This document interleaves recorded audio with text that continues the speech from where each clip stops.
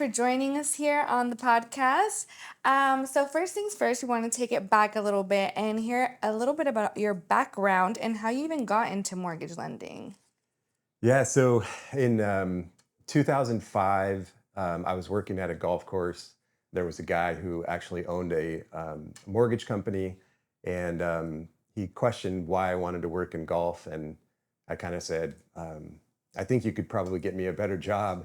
And it wasn't long I was working for him, and that was my first stint in the mortgage business was as a wholesale account executive for a subprime mortgage company. And then as most of us know, the subprime mortgage industry kind of collapsed, and I ended up back in golf.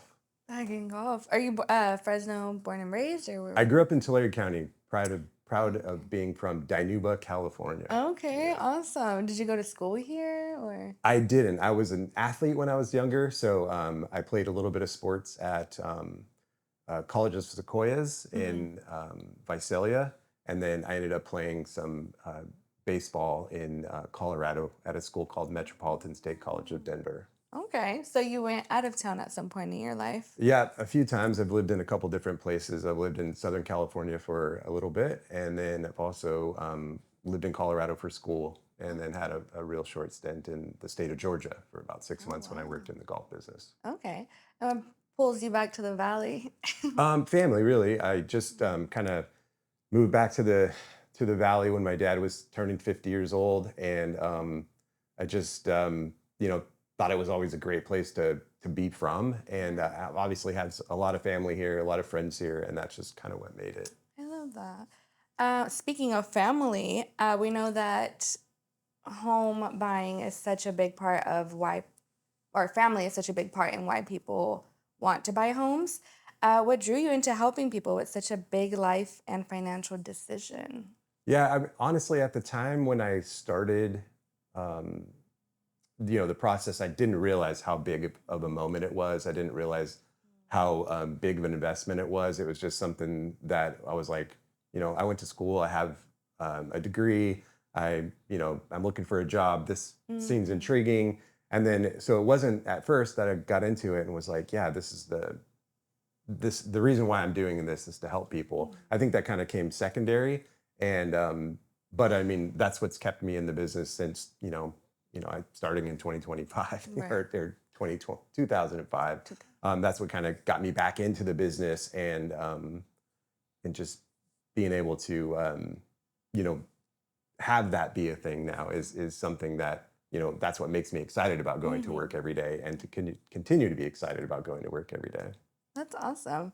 What is a common challenge that maybe you faced or that you see a lot of people face when they first start exploring buying a home? I think a lot of times people, when they first start to buy a home, they might just see or hear I want to pay like a couple $1,000s a month for a payment, Mm. and then also you have to have taxes and insurance and things like that, and so there's some things that make it a little bit difficult. It's nice to have better credit, but there's lots of programs out there even if you don't have the best credit, and so there's certain things like just credit scores and having a recent history of doing well with your credit that definitely will help you out. Right. Yeah, I feel like there's a lot of moving parts, and that kind of does discourage a lot of people. And even starting the process, I guess, just seems a little bit too scary, especially when you're young.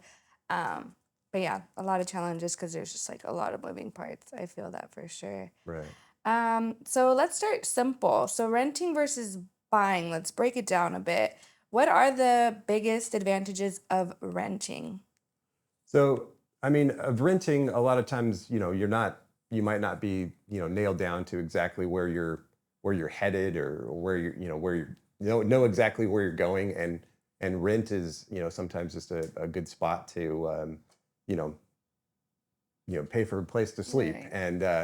And then at the same time, you know, home buying, uh, you have something that you take a little bit more pride in.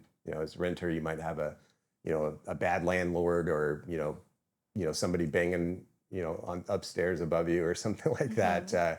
banging on the floor when you're trying to sleep, or something like that. So those are just a few of the things about renting and Yeah. versus buying. So do you think, well, I guess in that same breath, you answered the question, what's the biggest advantages of buying? Are there others that you didn't mention? Yeah, I mean, I think the biggest advantage to buying is just that you have the chance to build some equity in your home. Real estate uh, appreciates about 4% every year. And so, if you started off with $100,000 house and, the next year it's worth 104,000 and the next year it's worth, a little over Mhm. 108,000, something like that. You're building into that and you're making an investment in not only, yourself, but, something for your family. Right. How do you help clients figure out which option is right for them? Like, when would you say it's like, all right, I think you're ready to, look into buying a home? Yeah. Um, a lot of times your credit score determines Mm. if it's a lower credit score situation. That would be why they're in a certain program. Right. If they, have 660 is kind of the magic number for down payment assistance. And so with getting your score at 660, there's some options for down payment assistance. So a lot of times for first time home buyers, that's where it is a sweet spot where you can get some help and because they don't have enough money to actually put the 3.5% down and pay the closing costs and stuff like that. That might be why they are you know needing down payment assistance or something like that. Right. Agree. Does the American dream still exist? Now, it sounds like a very charged question, but we find that, well, at least for me in my personal experience, my parents bought their homes pretty early on, Mhm. and so I don't know if they had no background in college education, anything like that. They worked like very minimal wage jobs. Um, I now, having a college degree, working a pretty good job, I am a little discouraged on how difficult, I guess, my perception of buying a home is. So yeah, do you think the American dream still exists? Yeah, and I feel like I have a good story for you, just kind of in the same thing. Is I you know graduated high school, went to college, and a few of my friends kind of, you know, got into families, had a couple kids, and they ended Mhm. up in a house way before me. And the next thing you know, they have a lot more equity than I did. Yeah. And I was like, wait, I did it the way that I thought I Hmm. was supposed to, and went to college and played sports and all those things. And then when I came back, they were like selling their house for double what they had bought them for, and I hadn't even bought a house. So it felt like, man, I'm never going to catch up. Hmm. But real estate's kind of, cycles. And so at some point, they stopped, you know, they all basically bought a more expensive house, or, Right. they went from $100,000 house to a $300,000 house and kind of chased the market. And then it just happened to work out where I was in a time sort of like we're in now, where prices are pretty flat. And even though it's a little bit more expensive than it was, maybe 7, 8 years ago, Mhm. it hasn't increased a whole lot over the last couple of years. Mhm. And we were able to find a house. My wife and I were able to find a house. And, then we've, lived there for 13 years now. So Oh, now we've built, wow. quite a bit of equity into that house. And then we've done some improvements and put in a pool and stuff Right. like that. So as far as the American dream part of it, I mean, real estate over time has really proven to be a really good investment. And Hmm. so I encourage everybody, especially in my position, I encourage everybody, especially I would encourage you, Yeah. um, to really look at it and see if it's something that fits with your budget. And I feel like I love going home. Like I love Hmm. going home. It's like, I have a dog that, but even if my dog wasn't there, it's nice to get Yeah. a place that, you have your own little place of Yeah. privacy. That is true. I actually rent from my father currently, and I still go to their house. I'm like, this is still home. Like, I did, since it's not like owned by me, it still doesn't feel like home. So I can't wait to feel that feeling of like finally being like, this is actually mine. Like, I don't have to answer to anybody. Like, this is all mine. And then Yeah, also just knowing that that'll be there for like my kids, my future kids, right. and things like I that. just want to add something right here. One of my favorite stories is that I had a young lady who pretty much worked like with like an in-home supportive services job, and Mhm. came to me. Her uncle drug her into my office and was like, "Hey, can you help? Can you help her?" And I was like, "Well, she Mhm. doesn't have the best credit. Yeah. Let's kind of see what we can do." Couldn't help her. The next year, he drug her back in, and we kind of went through the same thing. I said, "Okay, you're closer." And then the third year, she came back in, and we went through everything. And I was like, "Okay, you're right there. Let's Mhm. make a move. Let's have this happen." We got her some down payment assistance.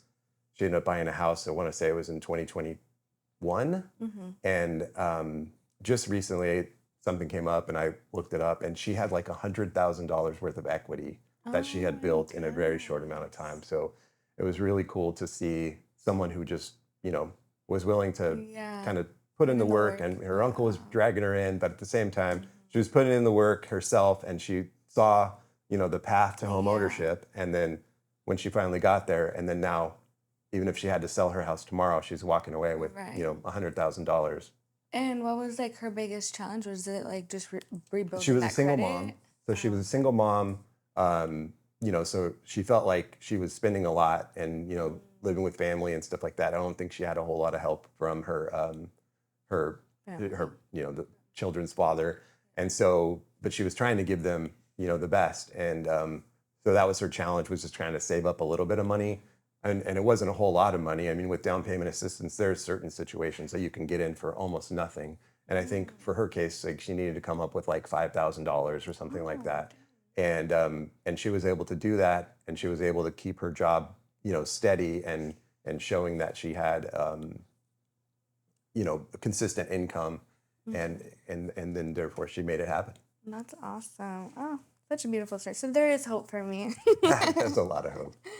Alrighty. So, what role do long-term goals like family planning or business ownership play in the decision making process?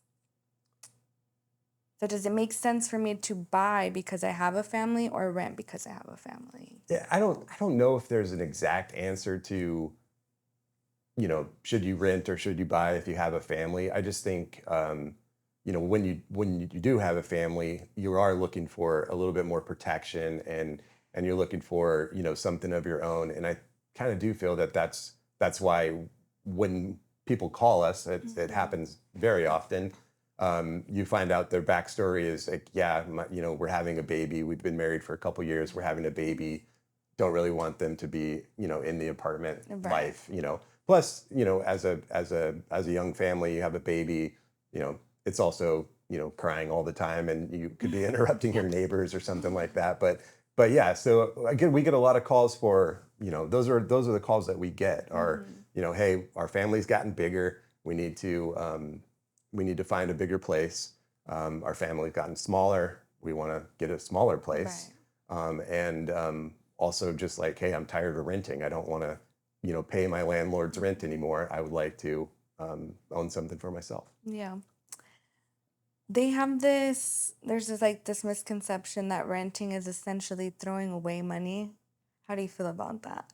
Well, I don't know if you're throwing away money, because you Hmm. have to basically pay to sleep, even if you Right. if you own a house. But you are throwing away money in the sense that you're paying somebody else's mortgage to live in Hmm. that house. So if you can figure out a way to, purchase the home, and you know, pay your own rent or Right. pay your mortgage, and you're investing in yourself Mm. versus in basically investing in somebody else's property. Right.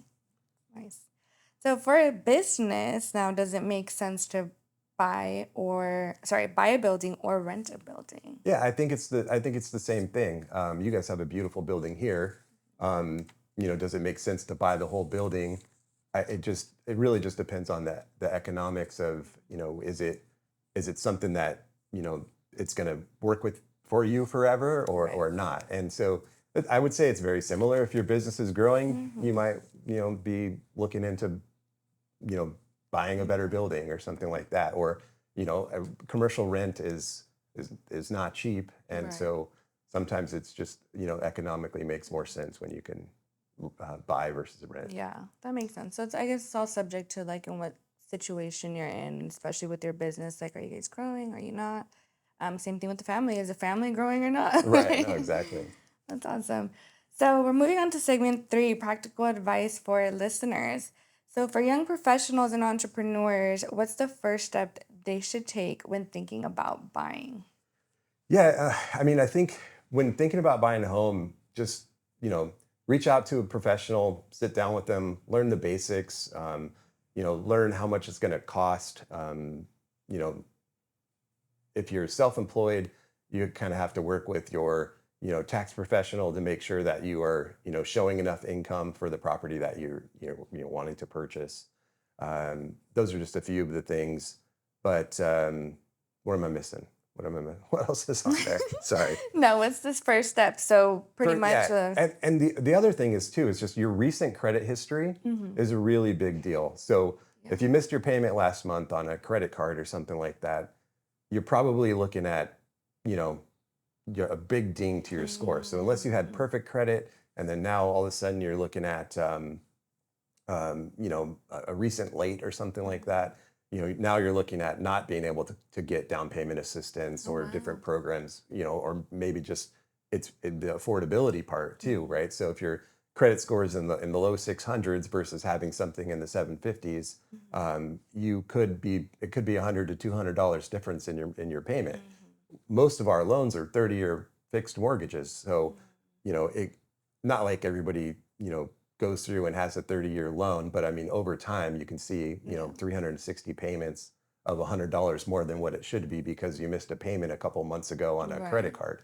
So those things are important, and I do feel like we don't teach our youth enough about about credit and stuff like that. Yep. But at the same time, like I think it's important to have really good credit history. Mhm. Um, Make sure that you kind of have worked your job consistently Yeah. for a bit of time, and those are a couple of the best things that I could give Yeah. advice for a new person wanting to buy a house is find out what it is, Mhm. find out what it looks like by talking to someone like me. Um, that way you just have a really good understanding of how much it's going to cost, Mhm. and then do well with your credit, do well with your savings, and that way you have the most leverage when you go to buy a house. Yeah, I do agree with you. I feel like the youth has doesn't put on much importance about financial literacy. Like I remember graduating from high school, and my mom was getting me these credit cards, and they're like, "Okay, like let's build up your credit," like, but then no kind of knowledge behind like, "Oh, you missed a payment," or how detrimental it was to miss a payment. Like I didn't even know that that was like a big deal, Right. until it was kind of not too late, but then, like those dings were happening, and I'm like, wait, what? Like, I'm young and I'm starting, I should be, I guess, ahead of the game. Right. And now I've actually have a friend who he barely started. He's 27, I want to say. And he was so afraid of debt that he actually just got his first credit card. But now it's like, how long does it take for someone to even build that credit and like be in a good place to buy a home? Right. Yeah, that is something. You have to have some type of credit to get Mhm. credit. And so, I typically suggest like going to your bank, if your Mhm. banking institution, and asking for a credit card or a secured credit card. And they'll start reporting to the credit bureaus, and that's what gives you your score. Right. The other real big thing with your credit score when it comes to credit cards is if you can keep um, your total overall balance at 30% of the Right. credit limit that they have, that also will help you with your Mhm. with your credit score. Yeah. What's the difference between this like good debt, bad debt thing like Um, they talk about? well, so I mean, good debt versus bad debt. I mean, a lot of times credit cards are also bad debt, Mhm. right? Like if you're leaving, you know, a balance at the end of the month, they're charging you interest of sometimes, Mhm. 25% or Yeah. something like that. So a lot of times credit cards are, 19 to 25%. Mhm. And so that's, in my opinion, is really bad debt, Yeah. right? So, and at the same time, good debt is that you have to have some type of, payment that you're making so that a creditor Mhm. is going to look at you and they're like, yeah, that person is used to making payments Yeah. and is willing to, you know, is willing, is willing to write a check Yeah. every month Yep. and clean up that debt. Yeah. So I need to work on that. Um, what are the hidden costs of ownership that people often overlook? I mean, we said earlier there's a lot of moving parts, but probably like the most common thing that. Yeah, so the couple ones that a lot of times people overlook because they just look at, the principal and interest payment. Mm, Well, you also have taxes, you also have insurance. Insurance has been one of the biggest ones because of fires and stuff like that. mhm, Depending on where you live, there's a California Fair Plan policy that you have to have additionally on top of your insurance. And so it could be that you live, just on the outskirts of Harlan Ranch on Clovis, and you have a major, fire cost of what they call California Fair Plan. And so my job is basically just trying to get all those things to make sense for the person that's coming in and mm, and sitting down and basically saying, okay, it's $100 a month for insurance, or it's you know, your property taxes are, depending on the price of your house, yeah, obviously. So, but those are the costs that people, I won't say that they don't anticipate. I just think sometimes they don't realize how much they right. could be, right? Uh-huh. And so, depending on where you live, it could make a It difference. could If you're be. close to Yeah. a fire station, if you're, close to a fire hydrant, the Mhm. type of roof you have. Currently, there's insurance companies that are, flying a drone when they go to look at a brand new house, or a new house. Sorry, not a new house, but a resold house. They're looking at Mhm. the roof with a drone and saying, well, it looks like that roof's been on there for way too long. We're not going to continue with the policy, and they'll Oh, send a wow. cancellation. Oh, that's crazy. So you would say property taxes and insurances is probably the most, again, not overlooked, but people tend not to understand how much they could be. Right. Yeah. So to add, I mean, obviously there's closing costs, that include paying Right. for the Mhm. appraisal, and in our area, we say, the buyers and the sellers typically split the escrow fee, Mhm. and so that fee is usually somewhere around $1,000 per Right. transaction.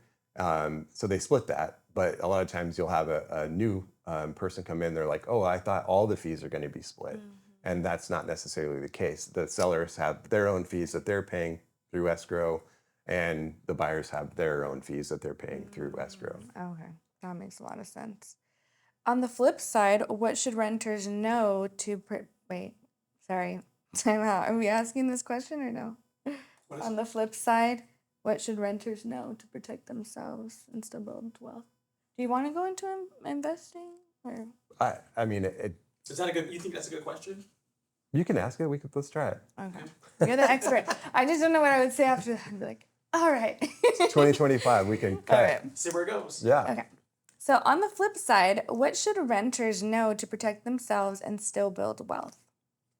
Yeah, I mean, I think that, I mean, I don't deal with renters as much as I do with buyers, but at the same time, I think that renters could know or should know that there's lots of different ways to invest, right? Mhm. Like it's not just real estate. And a lot of the young generation kids are scared to buy a house, are scared that the market's going to crash. But there's lots of other ways to invest. I mean, we have, the stock market and crypto and all these things. And so, there is an old adage that money makes money, right? And Mhm. so, I think it's important just that people, look into different things to invest in, and that way they can, potentially. And there's safe ways to invest, Mhm. but having your money just sitting in your checking account doesn't really make you any money. Right. What do you invest in yourself? I'm kind of a dabbler. I don't have a whole lot of real estate. Mhm. I kind of wanted to, as we kind of got through 2020 and 2021. I wanted to buy a second home. Mhm. I didn't end up doing that. I'm a little bit thankful currently that I didn't.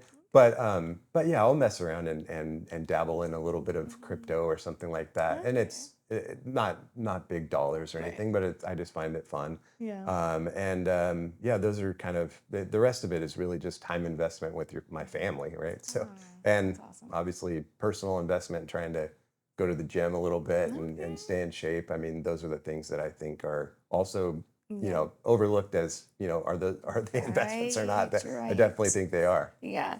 That's good. Now we know you're not a workaholic.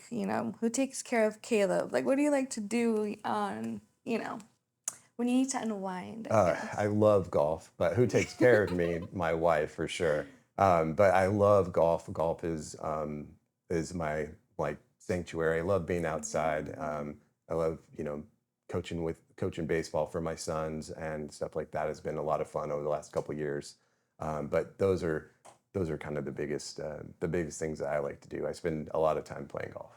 What is the best golf course in Fresno? I'm a little biased because I'm a member at Fort Washington Golf and Oh, Country Club. okay, Yeah, yeah. but we have a great golf course. There's a lot of great golf around here. There There's is a 5 lot. country clubs in Fresno. Mhm, There's also 3 or 4 different public golf courses mhm. within Fresno, and then a couple in the surrounding areas. Dinuba has a really good golf course. Okay. But yeah, yeah, those are there's plenty of golf out there, Yeah. and then we have one of the biggest stars in the world for golf, and Bryson DeChambeau, who was a Clovis East kid, and is going to be playing in the Ryder Cup next week. Oh, wow. And so his expansion, or he's trying to expand some things in Clovis as well that will include outdoors and getting kids Right. outside and golf. Right. And aside from Fresno, what's probably like the prettiest golf course you've been to in, here in California or in the world? I don't know. Yeah, so I have a couple. Obviously, I've played golf in some places. I have played at Pebble Beach. Pebble Yes. Beach is beautiful. So Even beautiful. I never knew if I'd ever get to play it. I got to play it a couple years ago, Cool. but I would go to Carmel by the sea and walk down and look up, and Hmm. I'm like, wow, I want to play there someday. I got to. It's beautiful. My favorite place, however, is a place called Bandon Dunes in Oregon, and Mm. you have to walk. It's 5 different golf courses, and it's just Oh my this goodness. rugged Oregon coast that has some link style golf. That's just it's just really awesome and a great experience for somebody who golfs. That is awesome. Yeah, I've been to Pebble Beach. That one's really nice. They're actually, I didn't get to play it or watch any plays, but they were setting up for like an AT&T Yeah. tournament thing. It was really nice. Um, what was I gonna say? Dang it. I just had a brain fart. Do you golf? No, I just be, I, what is it called? The driver and a range, and that's all I need. Oh, and the golf cart and Right. some beer. Yeah. Yeah. Wait, that's what I wanted to ask. Maybe like we don't have to put this in, but I thought this was funny. Why does golf take so long? Right. Like, are you guys really taking that long, or is it because you're with your friends and it's just a good, vibe out there? Yeah, Does it hopefully my really take wife's that? not listening. No, golf. I mean, it's 18 holes, right? So we at our country club, like you're Mhm. kind of going to start getting yelled at if you're taking 4.5 hours to play. Right. So a little bit of it has to do with the terrain and are people walking, are they riding, or are the holes close together? Yeah, it does take a while to play. There are some friends that you don't want to play with because they take extra long over their ball or something like that. Mhm. But yeah, it just takes some time. But I will say, as far as business goes, it's one of the greatest things as well, Mm. because if I were to say, hey, let's go play golf, and we're going to go out and we pay to play 18 holes Yeah. in 4 hours or 5 hours, however long it takes us to play, by the time that you are done playing golf with that other person, you know a lot about them.